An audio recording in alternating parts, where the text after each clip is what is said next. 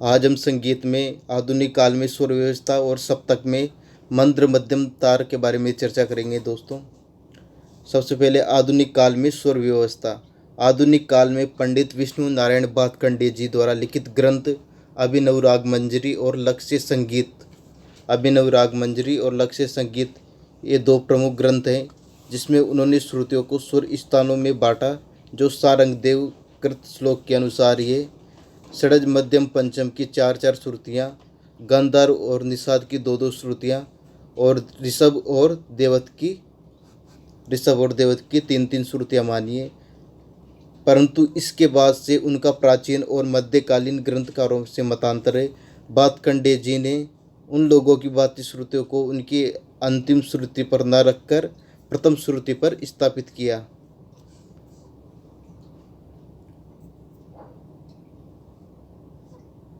पहली श्रुति पर षडज की स्थापना की। उन्होंने श्रुतियों को उनकी प्राप्त श्रुतियों पर प्रथम स्थान पर रखा। हम पीछे दी गई तालिका से इसको जान सकते हैं। तालिका में दी गई प्राचीन और मध्यकालीन स्वर श्रुतियों की व्यवस्था देखें तो पाएंगे कि गांधार और निषाद अपने स्थान से एक एक श्रुति ऊपर है। अर्थात भातखंडे जी की आधुनिक स्वर व्यवस्था उन्होंने गांधार और निषाद को पूर्ण दो श्रुतियों की दूरी पर रखा। इस प्रकार मध्यम और पंचम को छोड़कर अन्य सभी स्वरों की आपस की दूरी में परिवर्तन आ गया। प्राचीन व मध्यकाल का ऋषभ सातवीं और गांधार नवीं अर्थात केवल दो श्रुतियों का अंतर है। परंतु आधुनिक काल का ऋषभ पांचवीं श्रुति पर और गांधार आठवीं श्रुति पर होने के कारण दोनों में तीन श्रुतियों का अंतर है और इस प्रकार देवत और निषाद में भी अंतर है।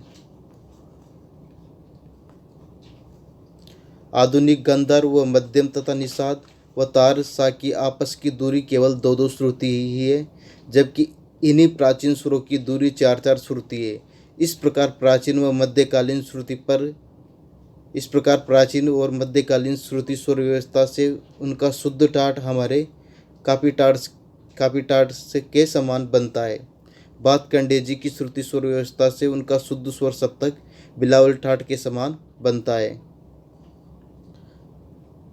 भातखंडे जी की श्रुति स्वर व्यवस्था से उनका शुद्ध सप्तक से बिलावल ठाट की स्थापना होती है।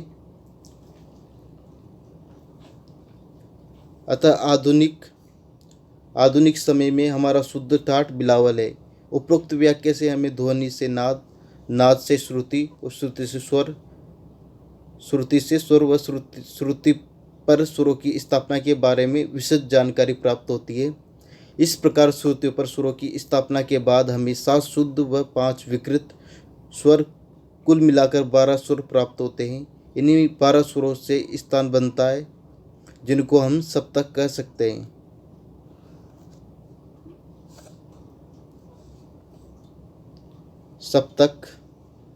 सप्तक का अर्थ है 7, अतः 7 स्वरों के समूह को सप्तक कहते हैं। संगीत में सप्तक कहने का तात्पर्य स्वर सप्तक होता है। सप्तक अर्थात 7 स्वर सारे ग म प द नि सा 7 स्वरों का सप्तक होता है। परंतु हम जानते हैं कि इन्हीं के बीच 5 विकृत स्वर, जिन्हें उपरोक्त नामों में ही विशेषण लगाकर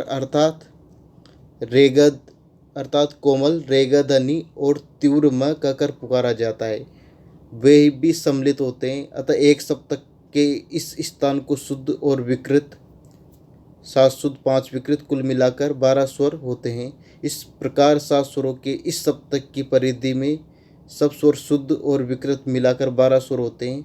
सप्तक का क्षेत्र 7 से दुगने ऊंचे 7 तक के बीच का ही क्षेत्र होता है। अर्थात यदि हम सप्तक के कुल स्वरों को लिखें तो वह निम्न प्रकार से लिखे जाएंगे। निषाद के पश्चात वाला 7 दूसरे सप्तक का प्रथम स्वर प्रारंभ हो जाएगा। इस प्रकार एक के बाद एक अनेक स्वर सप्तक हो सकते हैं। मनुष्य के कंठ की ध्वनि निषाद के पश्चात वाला 7 दूसरे सप्तक का प्रथम स्वर हो जाएगा। इस प्रकार एक के बाद एक अनेक स्वर सप्तक हो सकते हैं।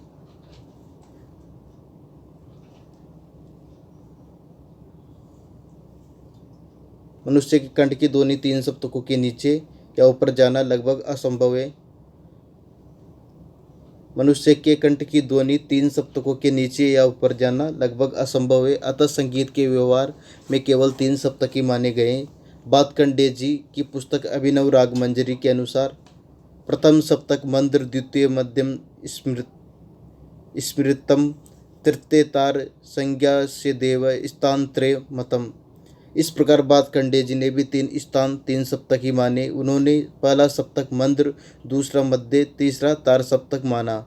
परंतु सप्तक को समझने की सरलता के लिए हमें पहले मध्य सप्तक को समझना होगा। आइए हम मध्य सप्तक के बारे में जानते हैं। यह सप्तक जैसे इसके नाम से स्पष्ट है, बीच का सप्तक। इस सप्तक के स्वरों को हम स्वाभाविक व सहज रूप से गा सकते हैं। इस सप्तक की ध्वनि न बहुत नीची होती है और न ही बहुत ऊंची। इसकी ध्वनि मध्यम होती है, बीच की ध्वनि होती है। इसलिए गाते समय यह ध्वनि कंठ से उत्पन्न होती है, वहीं से ध्वनि की उत्पत्ति होती है। सप्तक अत्यंत महत्वपूर्ण होता है। गायन हो या वादन, इसी सप्तक का प्रयोग प्राथमिक व सर्वाधिक होता है। इसे सरलता से गाया बजाया जाता है। इस सप्तक के आधार से मंद्र सप्तक व तार सप्तक निर्धारित होते हैं। दोस्तों, ये मध्य सप्तक होता है। मंद्र, मध्य, तार ये बीच का सप्तक होता है। ज़्यादातर गीत, भजन, क्लासिकल बंदिश इसी सप्तक में गाई बजाई जाती है। सप्तक की आंदोलन संख्या के आधे में मंद्र सप्तक होता है तथा मध्य सप्तक की दुगुनी आंदोलन संख्या में तार सप्तक होता है। मध्यम सप्तक को भातखंडे स्वरलिपि पद्धति में कोई चिन्ह नहीं लगाया गया। मध्यम सप्तक के ऊपर नीचे कोई चिन्ह नहीं होता है। मंद्र सप्तक, यह सप्तक मध्य सप्तक से नीचे वाला सप्तक होता है। मध्य सप्तक से पहले का सप्तक होता है। इस सप्तक की ध्वनि मंद होती है, इसे मंद्र सप्तक कहते हैं। मध्य सप्तक से इस सप्तक की ध्वनि या आंदोलन संख्या आधी होती है, अर्थात मंद्र सप्तक से मध्यम सप्तक दुगना ऊंचा होता है। इस सप्तक की ध्वनि नीची होती है। इनको गाने से हृदय पर जोर पड़ता है तथा सरलता से नहीं गाया जाता है। इस सप्तक के मध्यम स्वर तक अभ्यास द्वारा गायक पहुंच जाते हैं, परंतु ग, रे, सा स्वर गाना कंठ साध्य होता है। इस सप्तक को भातखंडे पद्धति में स्वरों के नीचे बिंदी लगाकर दर्शाया जाता है, जैसे नि, द, प। तार सप्तक, यह तीसरा स्थान है। यह सप्तक का तीसरा सप्तक है जो तार सप्तक कहलाता है। यह मध्य सप्तक का 2 गुना ऊंचा होता है, अर्थात इस सप्तक के सुर ऊंचे गाए जाते हैं। इन सुरों की उत्पत्ति का स्थान तालु होता है। तार सप्तक के सुरों को गाने में पर्याप्त शक्ति लगानी पड़ती है। सुरों को उतनी ऊंचाई तक ले जाना, स्वर माधुर्य बनाए रखना, सही स्वर स्थान पर टिके रहना व आवाज़ को बदलने न देना इत्यादि कार्य कठिन होते हैं। शक्ति लगानी पड़ती है, जो कि अभ्यास द्वारा ही संभव है। मध्यम तथा पंचम तक अभ्यास द्वारा गा लिए जाते हैं, अभ्यास द्वारा जाया जा सकता है, परंतु देवत निशा तक जाना दुष्कर कार्य होता है। अभ्यास न होने पर आवाज़ कर्णकटु भी प्रतीत हो सकती है। यह सप्तक मंद्र सप्तक से 4 गुना व मध्य सप्तक से 2 गुना ऊंचा होता है। तार सप्तक का भातखंडे स्वरलिपि पद्धति में स्वर के ऊपर बिंदी लगा कर दर्शाया जाता है। स्वर के ऊपर बिंदी तार सप्तक का चिन्ह या संकेत है। सा, रे, ग। तीनों सप्तकों को निम्न तालिका द्वारा उनके स्थानों व चिन्हों को भली प्रकार समझा जा सकता है। सप्तक, मंद्र सप्तक, इसके नीचे बिंदी, सुरों के नीचे बिंदी। मध्यम सप्तक, इनके सुरों के ऊपर नीचे कुछ नहीं होता है, यह कोमल सुरों के नीचे लकीर लगाई हुई है। तार सप्तक, इनके ऊपर बिंदी होती है। उपरोक्त तालिका में हमने देखा है कि कोमल और तीव्र स्वर मिलाकर कुल स्वर 12 होते हैं। थैंक यू दोस्तों, आज के लिए इतना ही। अगर आपको हमारा वीडियो पसंद आए तो लाइक कीजिए, शेयर कीजिए और सब्सक्राइब कीजिए। Thank you.